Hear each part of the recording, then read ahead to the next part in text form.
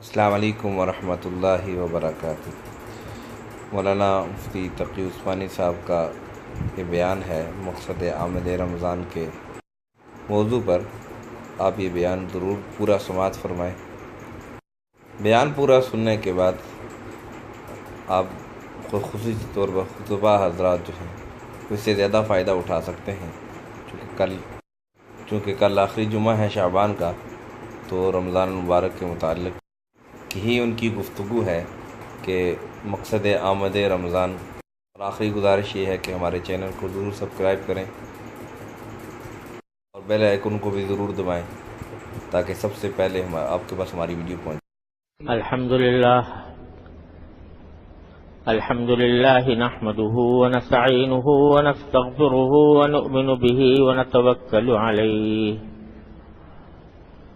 ونعوذ بالله من شرور أنفسنا ومن سيئات أعمالنا من يهده الله فلا مضل له ومن يضلله فلا هادي له وأشهد أن لا إله إلا الله وحده لا شريك له وأشهد أن سيدنا وسندنا ونبينا ومولانا محمدا عبده ورسوله صلى الله تعالى عليه وعلى آله وأصحابه وبارك وسلم تسليما كثيرا. أما بعد فأعوذ بالله من الشيطان الرجيم. بسم الله الرحمن الرحيم. شهر رمضان الذي أنزل فيه القرآن هدى للناس وبينات من الهدى والفرقان. آمنت بالله صدق الله مولانا العظيم وصدق رسوله النبي الكريم ونحن على ذلك من الشاهدين والشاكرين والحمد لله رب العالمين. بزرگان محترم اور برادران عزیز، یہ شعبان کے مہینے کا آخری جمعہ ہے اور 4-5 دن بعد رمضان المبارک شروع ہونے والا ہے، اور اگلا جمعہ انشاءاللہ رمضان کے مہینے میں آئے گا۔ حضور نبی کریم عالم صلی اللہ علیہ وسلم سے یہ ثابت ہے کہ رمضان شروع ہونے سے پہلے آپ لوگوں کو جمع کر کے خطبہ دیا کرتے تھے، اور اس میں رمضان المبارک کی اہمیت اور فضیلت بیان فرماتے تھے۔ خطبے کا آغاز اس طرح ہوتا ہے کہ اغل ایھا الناس اغل علیکم شہر عظیم شہر مبارک، کہ اے لوگو، تمہارے اوپر سایہ کرنے والا ہے ایک بڑا عظیم مہینہ، اور ایسا مہینہ جو بڑی برکتوں والا مہینہ ہے۔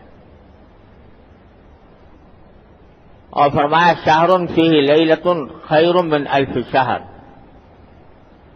وہ مہینہ آنے والا ہے جس میں ایک رات ایسی ہے جو 1000 مہینے سے زیادہ افضل اور بہتر ہے۔ پھر آپ نے اس کی فضیلتیں بیان فرمائیں کہ یہ صبر کا مہینہ ہے، یہ آپس میں ایک دوسرے کے ساتھ ہمدردی اور غمخواری کا مہینہ ہے، اس میں کوئی شخص اگر دوسرے کو افطار کرا دے تو تبارک و تعالی اس کو آخرت میں ایسا پانی پلائیں گے کہ جس کے بعد وہ کبھی پیاسا نہیں ہوگا۔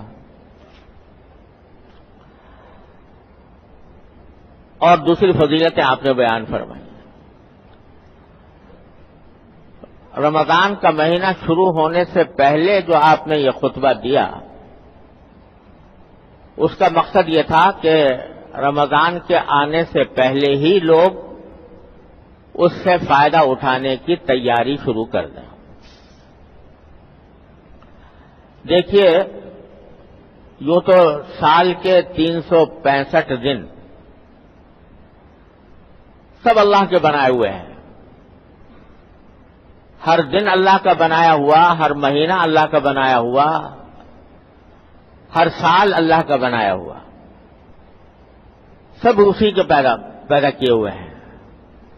اور بظاہر ظاہری اعتبار سے دیکھو تو ظاہری صورت میں بھی کوئی فرق نہیں، ہر روز سورج نکلتا ہے اور دن کے ختم پر غروب ہو جاتا ہے، پھر رات آ جاتی ہے، تارے نکل آتے ہیں، چاند نکل آتا ہے، تو ظاہری اعتبار سے سارے دن برابر ہیں۔ لیکن اللہ تبارک و تعالی کسی کسی دن کو یا کسی خاص مہینے کو اپنی طرف منسوب فرما دیتے ہیں کہ یہ میرا مہینہ ہے۔ بس یہ نسبت جب لگ گئی کسی مہینے کے ساتھ، کسی جگہ کے ساتھ کہ یہ اللہ جل جلالہ نے اس کو برکت عطا فرمائی ہے، وہ برکت والا ہو گیا، وہ فضیلت والا ہو گیا۔ تو کسی چیز میں اپنی ذات میں کوئی فضیلت نہیں ہوتی، جب اللہ تبارک و تعالیٰ فرما دیں کہ اس میں یہ فضیلت ہے تو وہ فضیلت والی ہو گئی۔ تو یہ اللہ تبارک و تعالیٰ نے رمضان کا مہینہ اس کو اپنی طرف منسوب فرمایا، اور جب یہ آیت میں نے تلاوت کی اس میں فرمایا الذی انزل فیہ القرآن، یہ وہ مہینہ ہے جس میں کہ قرآن نازل کیا گیا۔ قرآن اصل میں تو لوح محفوظ میں ازل سے چلا آتا تھا، لیکن وہاں سے پھر آسمان دنیا کی طرف اس کا نزول ہوا رمضان کے اندر، پھر وہاں سے جبریل علیہ السلام تھوڑا تھوڑا کر کے حضور اقدس صلی اللہ علیہ وسلم پر نازل کرتے رہے، اور پہلی وہی جو نبی کریم صلی اللہ علیہ وسلم کو آئی وہ بھی رمضان کے مہینے میں آئی۔ تو اللہ تبارک و تعالیٰ نے اس کو اپنے خاص واقعات کے لیے بھی منتخب فرمایا اور اس کو خصوصی فضیلت بھی عطا فرمائی۔ یہ کیوں؟ یہ رمضان کے مہینے کو جو ایک امتیاز اللہ تبارک و تعالیٰ نے عطا فرمایا، تو اس کی وجہ در حقیقت یہ ہے کہ اصل میں تو انسان کو پیدا کیا گیا تھا عبادت ہی کے لیے۔ قرآن کریم خود کہتا ہے وَمَا خَلَقْتُ الْجِنَّ وَالْإِنسَ إِلَّا لِيَعْبُدُونَ، میں نے جنات اور انسانوں کو صرف اس لیے پیدا کیا تاکہ وہ میری عبادت کریں، میری بندگی کریں۔ تو اصل مقصد تخلیق تو انسان کا یہی تھا، عبادت۔ اس کا تقاضا تو یہ تھا کہ صبح سے لے کے شام تک اور شام سے لے کر صبح تک آدمی عبادت ہی کرتا رہے، کسی اور کام میں مشغول نہ ہو۔ لیکن اللہ جل جلالہ کا کرم دیکھیے کہ اس نے یہ فرما دیا کہ بھائی سارے دن رات میں 5 مرتبہ نمازیں پڑھ لیا کرو، اور اس 5 نمازوں کے بعد جو دوسرے اوقات ہیں اس میں تم دوسرے کام بھی کر سکتے ہو، روزی کما بھی سکتے ہو، روپیہ پیسہ جمع کر سکتے ہو، تجارت کر سکتے ہو، ملازمت کر سکتے ہو، اپنے گھر والوں کے ساتھ بات چیت کر سکتے ہو، یہ سارے کام تمہارے لیے جائز کر دیے ہیں۔ لیکن 5 مرتبہ ہمارے پاس آ جایا کرو روزانہ، اور اگر تم نے یہ کام کر لیا اور جو کام دوسرے ہم نے تمہارے لیے جائز قرار دیے ہیں وہ بھی تم اگر اپنے اس نیت سے کرو کہ یہ حقوق کی میں ادائیگی کر رہا ہوں اور نبی کریم صلی اللہ علیہ وسلم کی سنت کے مطابق کر رہا ہوں، تو چلو ہم اس کو بھی عبادت ہی لکھ لیں گے، تمہارے کھانے کو بھی عبادت لکھ لیں گے، تمہارے پینے کو بھی عبادت لکھ لیں گے، تمہارے روزی کمانے کو بھی عبادت لکھ لیں گے۔ شرط یہ ہے کہ اس کا طریقہ صحیح ہو اور نیت صحیح ہو، طریقہ شریعت کے مطابق ہو اور نیت درست ہو کہ میں اپنے فرائض ادا کر رہا ہوں اور اپنے حضور اقدس صلی اللہ علیہ وسلم کی سنت کے مطابق کر رہا ہوں، تو بس پھر ہم تمہارے سارے ان کاموں کو بھی عبادت ہی لکھ لیں گے، اس پر بھی تمہیں اجر و ثواب دے دیں گے۔ یہ اللہ تعالیٰ نے کرم فرمایا۔ آپ ذرا اندازہ لگاؤ 24 گھنٹے میں 5 نمازیں جن کا جو فرض کی گئی ہے، ان کو اگر آپ زیادہ سے زیادہ آرام سے آدمی پڑھے 5 نمازیں سنتوں کے ساتھ سب چیزوں کے ساتھ، تو 2 گھنٹے سمجھ لو سب ملا کے۔ عام آدمی کو تو 2 گھنٹے سے بھی کم ہی لگتے ہیں، لیکن اگر بہت اطمینان سے فرض سنت نفل واجب سب چیزیں ملو کے پڑھیں تو مشکل سے 2 گھنٹے 1.5 گھنٹہ 2 گھنٹے لگتے ہیں۔ یہ 1.5-2 گھنٹہ تو عبادت کا، اور باقی سب تمہارے اپنے کام، ذاتی کام، ذاتی فائدے کی چیزیں، مگر صرف اس بنا پر کہ تم نے سنت کے مطابق اور صحیح نیت سے وہ کام انجام دیے، وہ سب عبادت میں لکھا گیا۔ یہ اللہ تعالیٰ کا فضل و کرم دیکھو۔ لیکن ہوتا یہ ہے کہ جب انسان دنیا میں داخل ہوتا ہے، تجارت کرتا ہے، زراعت کرتا ہے، ملازمت کرتا ہے، دوست احباب کے ساتھ عزیز و قریب لوگوں کے ساتھ ملتا جلتا ہے، تو اس کا دل و دماغ پھر اسی طرف چل پڑتا ہے۔ پھر دن رات سوچ دماغ پر وہی مسلط ہے، کیسے زیادہ کھاؤں، کیسے زیادہ کماؤں، کیسے زیادہ پیسہ پیدا کروں۔ دن رات دل و دماغ پر یہی سوچ مسلط ہے، اور اس سوچ کے نتیجے میں انسان جو ہے وہ غفلت کا شکار ہو جاتا ہے، اور پھر نماز کوئی پڑھنے آیا تو نماز کے اندر بھی وہی سوچ، نماز کے اندر بھی وہی افکار، نماز بھی ڈھنگ سے ادا نہ ہوئی، بس ہاتھ اٹھائے اور اللہ اکبر کہا اور ایک مشین چل پڑی، نہ یہ پتا کہ میں کس کے سامنے کھڑا ہوں، نہ یہ معلوم کہ میں کیا کہہ رہا ہوں، دل کہیں دماغ کہیں اور زبان پر الفاظ رٹے رٹائے الفاظ جو ہیں وہ جاری ہو گئے، اور جلدی جلدی نماز پڑھ کے فریضہ اپنے سر سے اتار کے چلتا بنا آدمی۔ تو غفلت انسان کے اوپر طاری ہو جاتی ہے ان سب عوامل کی وجہ سے۔ اس غفلت کی بنا پر مادی اعتبار سے تو آدمی پیسے بھی کما رہا ہے اور اپنے ذاتی منافع بھی حاصل کر رہا ہے، لیکن روحانی ترقی نہیں ہو رہی، روح جو ہے اس میں ترقی نہیں ہو رہی، مادے میں ترقی ہو رہی ہے، روح میں نہیں ہو رہی۔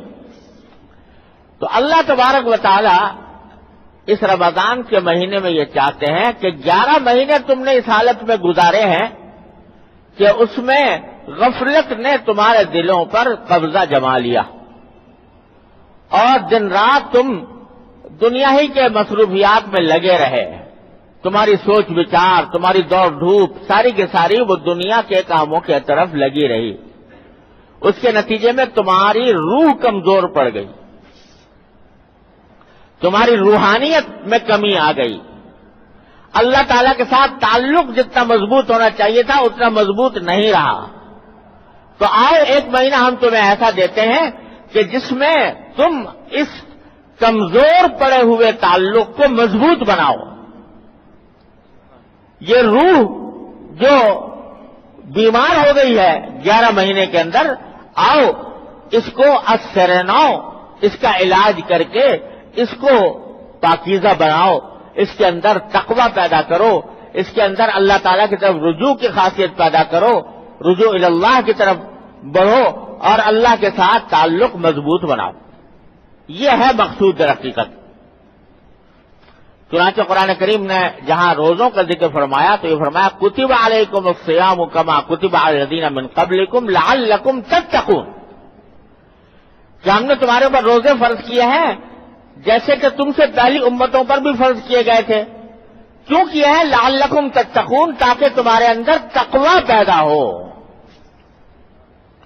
تو مقصود اصلی جو ہے وہ تقوی پیدا کرنا ہے ان سارے رمضان کے کاموں کے ذریعے، کہ اب جب آدمی روزہ رکھے گا تو کیا معنی اس کے کہ اللہ جل جلالہ کے حکم سے کھانا چھوڑ دیا، پینا چھوڑ دیا، وہی کھانا جو تمہارے لیے حلال بھی تھا اس کو اللہ تعالیٰ عبادت بھی شمار کر رہے تھے نیت صحیح ہونے کی وجہ سے، لیکن تم نے چونکہ دل و دماغ پر اسی کھانے کا تصور مسلط کر لیا اور غفلت تمہارے اوپر طاری ہو گئی، اس کی وجہ سے تمہاری روحانیت کمزور پڑ گئی۔ آؤ ذرا اس مہینے کے اندر وہ کھانا چھوڑ کر دیکھو، کھانا چھوڑو، پینا چھوڑو، نفسانی خواہشات کو ذرا قابو میں لاؤ، تو اس طرح تمہارے اندر تقویٰ پیدا ہوگا۔ لہذا بات صرف یہ نہیں ہے کہ رمضان کے مہینے میں روزے رکھنے کا اہتمام کرنا ہے، وہ تو کرنا ہی کرنا ہے، فرض ہے، اور صرف اتنی بات نہیں ہے کہ تراویح پڑھنی ہے، وہ بھی پڑھنی ہے، سنت ہے، لیکن بات دراصل یہ ہے کہ اس مہینے کو زیادہ سے زیادہ عبادت اور زیادہ سے زیادہ رجوع اللہ کے لیے خاص کرنے کی کوشش کرو۔ یہ ہے استقبال رمضان کا کہ پہلے سے کچھ اس طرح کا انتظام کرو کہ جن مصروفیات میں دن رات لگے رہتے ہو ان مصروفیات کو اس مہینے کے اندر جا کر ذرا مختصر کرو، بس بقدر ضرورت کام کرو اور زیادہ سے زیادہ عبادات میں وقت صرف کرو۔ روزہ تو ہے ہی عبادت، صبح سے لے کر شام تک کی عبادت، لیکن اگر پچھلے عام دنوں کے اندر تمہیں نفلیں پڑھنے کی توفیق نہیں ہوتی، اس میں نفلیں زیادہ پڑھو۔ دیکھیے رسول کریم صلی اللہ علیہ وسلم نے اللہ تعالیٰ کا یہ حکم تو پہنچایا ہی ہے کہ وہ 5 نمازیں فرض ہیں، وہ تو فرض ہے، لیکن حضور اقدس صلی اللہ علیہ وسلم ان 5 نمازوں کے علاوہ بھی کچھ نفلی عبادتیں کیا کرتے تھے، مثلا تہجد، رات کے آخری حصے میں تہجد کی نماز پڑھتے تھے، اور اشراق یعنی جب سورج بلند ہو جاتا، صبح کو بلند ہو جاتا تو اشراق کی نماز پڑھتے تھے، اور ذرا اور دوپہر کا وقت قریب آنے لگتا تو چاشت کی نماز پڑھتے تھے، مغرب کی نماز کے بعد اوابین کی نفلیں پڑھتے تھے۔ یہ واجب نہیں کیا آپ نے امت کے اوپر، یہ نہیں کہا کہ فرض ہے تمہارے ذمہ ضرور کرو، لیکن آپ کی کا معمول یہ تھا اور اس کی ترغیب بھی دی، اس کا اجر و ثواب بھی بیان فرمایا۔ تو یہ جو نفلیں ہیں یہ اگرچہ نفلیں ہیں، فرض نہیں ہیں، واجب نہیں ہیں، لیکن ان کا مقصود یہ ہوتا ہے کہ ان کے ذریعے اللہ تبارک و تعالیٰ کا قرب حاصل ہوتا ہے، اللہ تعالیٰ کے ساتھ تعلق مضبوط ہوتا ہے۔ تو اگر 11 مہینے ایسے گزارے ہیں جن میں نفلیں نہیں پڑی، تو اس میں رمضان کے مہینوں کے اندر اہتمام کرو کہ وہ نفلیں زیادہ سے زیادہ ہو جائیں۔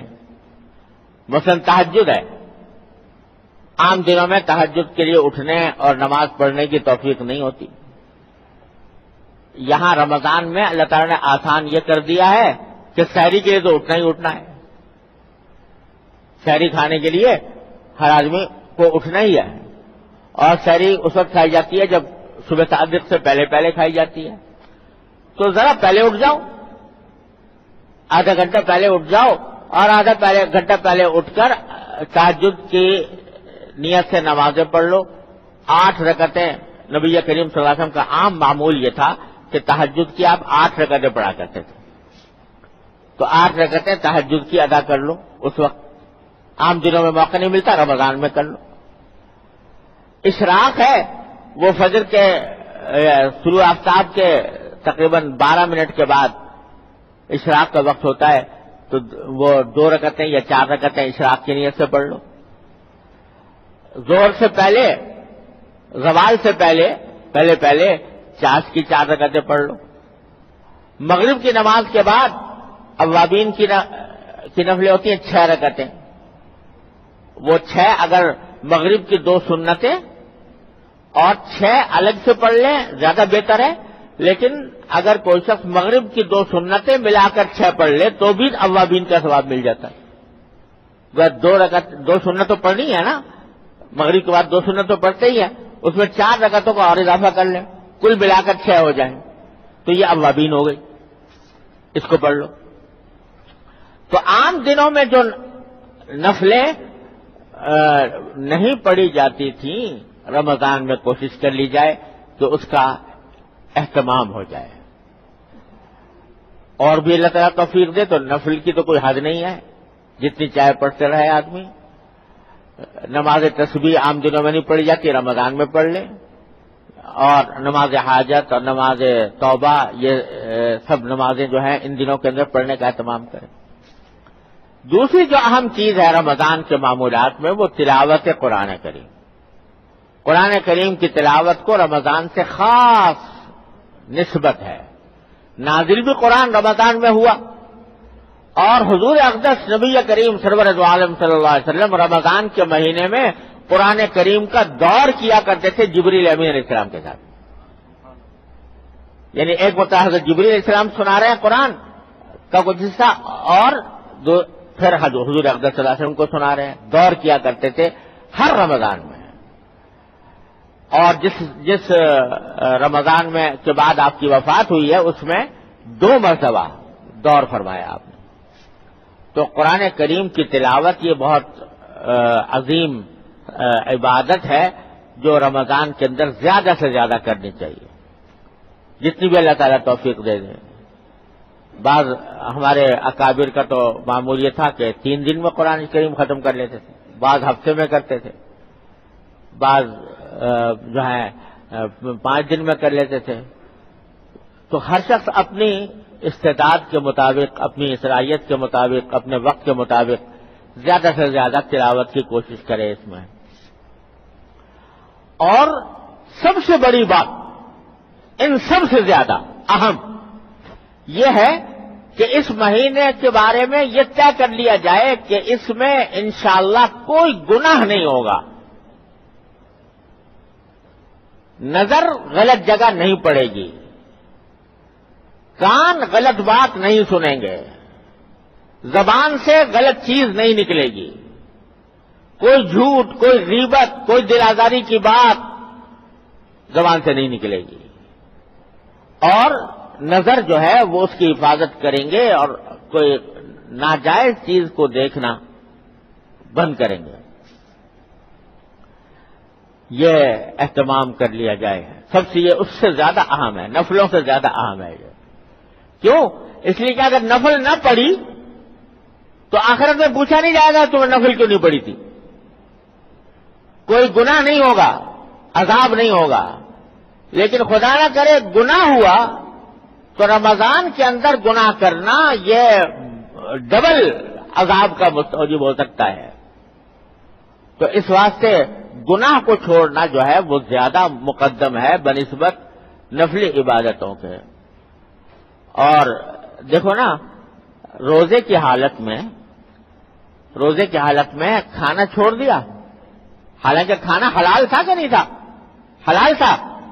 اس حلال چیز کو چھوڑ دیا. پانی پینا چھوڑ دیا, پانی پینا حلال تھا, اس کو چھوڑ دیا. تو حلال چیزیں تو چھوڑ دی, اور جو عام وقت میں بھی حرام تھی ان کو نہ چھوڑا, تو یہ روزہ کیسا ہوا؟ کہ حلال چیزیں تو چھوڑ دی اور غیبت کرنا نہ چھوڑا, جھوٹ بولنا نہ چھوڑا, رشوت لینی نہ چھوڑی, حرام خوری نہ چھوڑی, تو یہ کیسا روزہ ہوا؟ تو اس میں خاص طور پر اس بات کا التزام کیا جائے کہ بھائی آمدنی حلال ہوگی, حلال آمدنی سے رمضان گزارا جائے گا. یہ نہ ہو کہ روزہ تو رکھا اللہ کے لیے اور افطار کر رہے ہیں حرام کھانے سے. الیاذ باللہ, اللہ تعالیٰ مسلمان کو اس سے محفوظ رکھے. تو آمدنی اپنی حلال کرنے کی فکر. اللہ بچائے, رشوت کا بازار گرم ہے اس وقت, اور لوگوں کو رشوت کے گناہ تک کا احساس باقی نہیں رہا. قرآن کریم میں کہ رشوت دینے والا, رشوت لینے والا دونوں جہنم میں ہیں. اللہ بچائے. تو اس سے پرہیز کیا جائے. لوگوں کو دھوکہ دے کر پیسے کمانے کی ایک ریت پڑی ہوئی ہے جس کے نتیجے میں حرام خوری ہو رہی ہے. اللہ بچائے. سود کا بازار گرم ہے، قمار کا بازار گرم ہے، اور سود سے آمدنی حاصل ہو رہی ہے. اللہ تعالیٰ حفاظت فرمائے. تو یہ ان سب سے پرہیز کرنے کا اہتمام کر لیں اس رمضان کے اندر، اور خیال کریں کہ نظر کسی غلط جگہ نہیں پڑے گی. اب دیکھو یہ آج کل مصیبت یہ ہے کہ گھر گھر ٹی وی ہے، اور ٹی وی کے اندر ایسے پروگرام چلتے رہتے ہیں جو اللہ بچائے، جن کو دیکھنا اپنے آپ کو شدید گناہ میں مبتلا کرنا ہے. تو کیا قیامت آ جائے گی اگر رمضان کے اندر ٹی وی کو بند کر کے رکھ دو، تاکہ تمہاری نگاہ جو ہے وہ محفوظ رہے اور نگاہ کے اوپر جو ہے وہ کسی غلط جگہ نہ پڑے. یہ کر کے اور پھر اللہ تعالیٰ کی طرف رجوع، چلتے پھرتے بھی اللہ تعالیٰ کا ذکر. تیسرا کلمہ خاص طور پر سبحان اللہ والحمد للہ ولا الہ الا اللہ واللہ اکبر ولا حول ولا قوت الا باللہ العلی العظیم، یہ تیسرا کلمہ ورد زبان رہے، چلتے پھرتے رہے، اٹھتے بیٹھتے رہے. پھر آخری بات یہ کہ یہ دعاؤں کا مہینہ ہے. اللہ تعالیٰ کی طرف سے دروازے کھلے ہوئے ہیں رحمت کے. قبولیت کے مواقع بڑھ جاتے ہیں رمضان کے اندر. فرمایا روزے کی حالت میں دعا کرتا ہے بندہ تو قبول ہوتی ہے، افطار کے وقت دعا کرتا ہے تو قبول ہوتی ہے، اور قرآن رات کے وقت میں دعائیں مانگتا ہے اللہ تعالیٰ سے تو قبول ہوتی ہیں. تو اپنے لیے، اپنے گھر والوں کے لیے، متعلقین احباب کے لیے، اپنے ملک کے لیے، سارے عالم اسلام کے لیے اس مہینے کے اندر دعائیں کرنے کا اہتمام کرنا چاہیے. اس دعا کو اللہ تعالیٰ نے بذات خود عبادت بنا دیا ہے. اس طرح اگر رمضان مبارک گزارا جائے گا تو انشاءاللہ اللہ تبارک و تعالیٰ اس مہینے کو ہمارے لیے تقوی کا ذریعہ بنائیں گے، روحانیت کی مضبوط کرنے کا ذریعہ بنائیں گے، اپنے کے ساتھ تعلق کے مضبوطی کا ذریعہ ہوگا. اور اس کے بعد اللہ تعالیٰ کی رحمت سے امید ہے کہ انشاءاللہ آئندہ زندگی کے اوپر بھی اس کے خوشگوار اثرات مرتب ہوں گے، کیونکہ رسول کریم صلی اللہ علیہ وسلم نے یہ بھی فرمایا ہے کہ من سلم لہ رمضان سلمت لہ السنہ، جس کا رمضان سلامتی سے گزر گیا اس کا سارا سال سلامتی سے گزرے گا. تو اس کا اگر اہتمام کر لیا جائے، اللہ تبارک و تعالیٰ اپنے فضل و کرم، اپنی رحمت سے مجھے بھی اور آپ کو بھی ان سب باتوں پر عمل کرنے کی توفیق عطا فرمائے. وآخر دعوانا الحمد للہ رب العالمین.